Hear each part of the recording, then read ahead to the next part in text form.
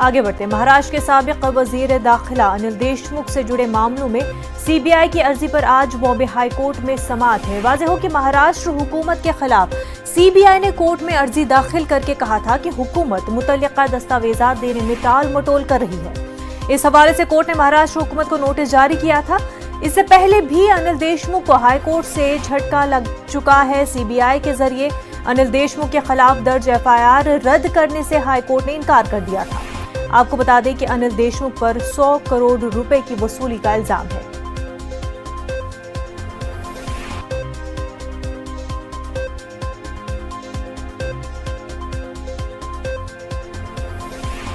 मुंबई से हमारे नुमाइंदे प्रशांत पांडे बराह रास्त हमारे साथ जुड़ चुके हैं। प्रशांत, इस हवाले से जिस तरह से अनिल देशमुख को कोई भी राहत मिलती हुई तो नजर नहीं आ रही, बल्कि मुश्किलें जो है बढ़ती हुई दिखाई दे रही हैं।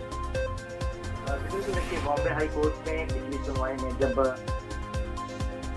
कोर्ट में पिछली सुनवाई में जब अनिल देशमुख की जो याचिका खारिज की गई थी, जिसमें उन्होंने मांग की थी कि सीबीआई ने जो एफआईआर दर्ज किया है वो गलत तरीके से दर्ज किया है, उसे रद्द किया जाए, तो हाई कोर्ट ने उन्हें राहत देने से मना कर दी थी। हालांकि अनिल देशमुख की जो याचिका थी उसे खारिज कर दी गई थी, लेकिन उसमें एक बात गौर करने वाली थी कि अनिल देशमुख के साथ सरकार की भी एक याचिका उसी अदालत में थी, और सरकार की याचिका ये थी कि जो परमवीर सिंह ने दावा किया था कि जिस तरह से 100 करोड़ का वसूली होम मिनिस्टर की तरफ से यानी अनिल देशमुख की तरफ से मांगा जा रहा है पुलिस की तरफ से, तो उस वक्त सचिन वजे जो मेन कल्प्रिट इस मामले में थे, जिनकी गिरफ्तारी हो चुकी है, उनका किस तरह से इस्तेमाल किया जाता था। क्योंकि उस वक्त जो है सचिन वजे को पिछले कुछ समय पहले उन्हें जो है टर्मिनेट कर दिया गया था, यानी उन्हें निलंबित कर दिया गया था। उसके बाद उन्हें फिर से ड्यूटी में ज्वाइन किया गया था। तो सरकार ने उन दो पैरों पर अपनी याचिका दाखिल की थी कि जो सीबीआई डिटेल मांग रही है कि सचिन वजे को किस बिना पर फिर से ज्वाइन किया गया था, और कई ऐसे पुलिस महकमे में अधिकारी हैं जिनका ट्रांसफर